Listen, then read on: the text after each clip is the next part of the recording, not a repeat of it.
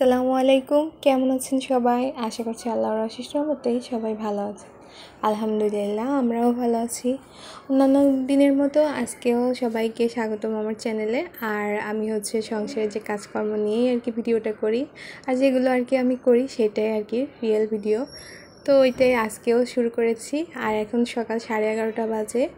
আর 11:30 বাজে, তো দুপুরে রান্না দুপুরে খাওয়ার আগে তো আমার একটু ক্ষুধা লাগে, তো বাচ্চাদেরও ক্ষুধা লাগে এই টাইমে। তো সেজন্য ওদেরকে আজকে ভেবেছি চানাচুর মুড়ি দিয়ে মাখিয়ে দিব। তো সেজন্য লেবুর খোসাটা কুচি করে নিচ্ছিলাম, আর নিয়েছি চানাচুর, পেঁয়াজ কুচি, কাঁচামরিচ আর মুড়ি দিয়ে মাখিয়ে ওদেরকে খেতে দিয়েছি।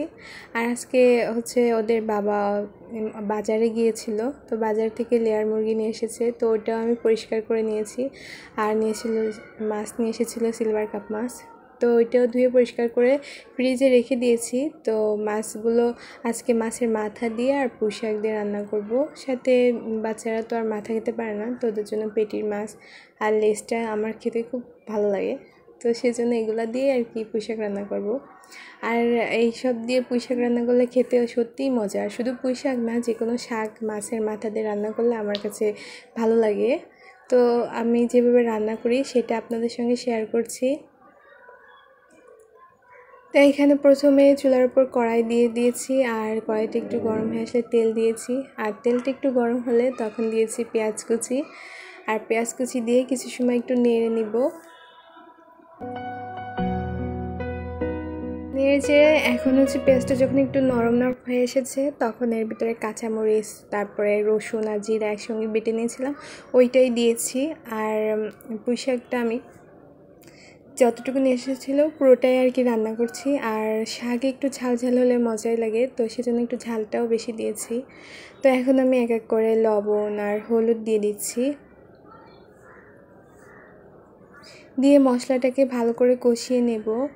আর এরপরে মাছ দিয়ে আর একটু কষিয়ে নেব। তো মশলাটা যাতে পুড়ে না যায় সেজন্য একটু পানিও দিয়ে দিয়েছি, দিয়ে এখন মশলাটা ভালো করে কষিয়ে নিচ্ছি। মশলাটা ভালো করে কষানো হয়ে গেলে এই যে মাছের মাথার যে চলের অংশটা থাকে, তো এইগুলো প্রথমে দিলাম, দিয়ে মাছগুলো দিয়ে এক এক করে মাছটা কষিয়ে নিব।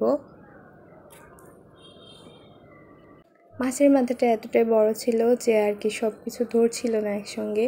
তারপরও আস্তে আস্তে দিয়ে দিচ্ছি, সাইড থেকে ঘুরিয়ে ঘুরিয়ে দিয়ে আস্তে আস্তে কষিয়ে নিব, তা না হলে পুরো মাছটা ভেঙে যাবে। এখন এতে সামান্য একটু পানি দিচ্ছি, মাছটা যাতে একটু ভালো করে জাল হয় আর মাথা তো তো একটু ভালো করে জাল হওয়ার জন্য আর একটু পানি দিয়ে একটু জাল করে নিব। আর পানিটা যখন শুকিয়ে যাবে তখনই মাছগুলো নামিয়ে নিব। তো আস্তে আস্তে করে আমি খুন্তি দিয়ে নাড়িয়ে নাড়িয়ে দিচ্ছিলাম, সব মাছ উল্টে পাল্টে দিচ্ছি।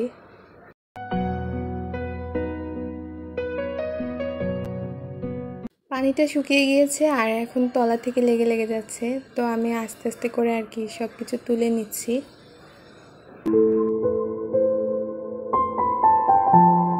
তুলে নেওয়ার পরে এখন যে মশলাটা আছে, তো এর ভিতরে আমি পানি দিয়ে দিব।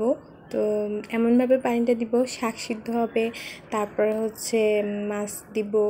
আর আমি শাকে ঝোল রাখবো না, তবে শাকটা যাতে একটু ভালোভাবে সিদ্ধ হয় আর মাছগুলোর জন্য ভালো জাল হয় সেজন্য পানি দিয়ে দিচ্ছি। আর পানিটা যখন ফুটে উঠবে তখন আমি পুঁই শাকগুলো দিব। আর শাক কিন্তু এভাবে রান্না করলে সত্যিই খেতে মজার হয়ে থাকে। আর এটা আমার আম্মু এইভাবে রান্না করতেন, তো সেভাবে আমিও রান্না করি। আর শ্বশুরবাড়িতে এসেও দেখেছি ওনারাও ঠিক এভাবেই রান্না করেন, তো সেভাবে আমিও রান্না করি। তো শাকগুলো এতটাই ছিল যে কড়াইতে ভালো করে ধরছিল না মনে হচ্ছিলো, তবে শাক তো সিদ্ধ হলেই নরম হয়ে একেবারে কমে যাবে। তো সেজন্য আমি একটু জাল করে করে চেপে চেপে দিচ্ছি।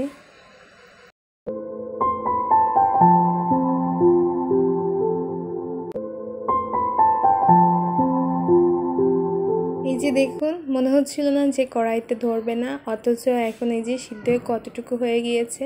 তো এখন আমি আরেকটু নেড়ে ছেড়ে দিচ্ছি শাকটাকে ভালো করে উল্টে পাল্টে।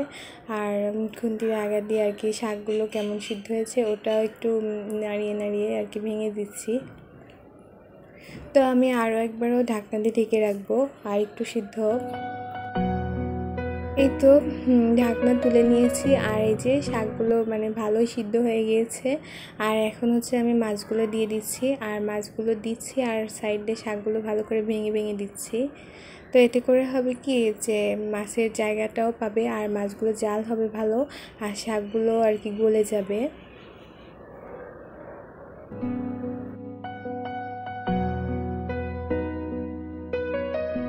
সব মাছ দিয়ে দিয়েছি আর সাথে একটা মাছের পোনা ছিল, তো ওটা আমার খেতে পছন্দ হয়। তো প্রায় টাইম নিয়ে আসে না, তবে আমি যখন বলেছি যে আমার পছন্দ তখন দেখি যে সে বাজার থেকে মাছ কাটালেও ওইটা নিয়ে আসতে বলে না। তো আজকেও সেরকমই নিয়ে এসেছে আর বড় মাছেরটা খেতে আমার সত্যিই মজার লাগে। তো মাছগুলো দিয়ে ঢাকনা দিয়ে ঢেকে দিয়েছিলাম, কিছু সময় জালও করে নিয়েছি আর তলার দিকে এই যে খুন্তি এইভাবে দিয়েছি যাতে করে তলার অংশ পুড়ে না যায়। তো আমার রান্না কিন্তু হয়ে গিয়েছে আর এখানে আজকে বিদায় নিয়ে নিচ্ছি। সবাই ভালো থাকবেন, সুস্থ থাকবেন। আল্লাহ হাফেজ, আসসালামু আলাইকুম।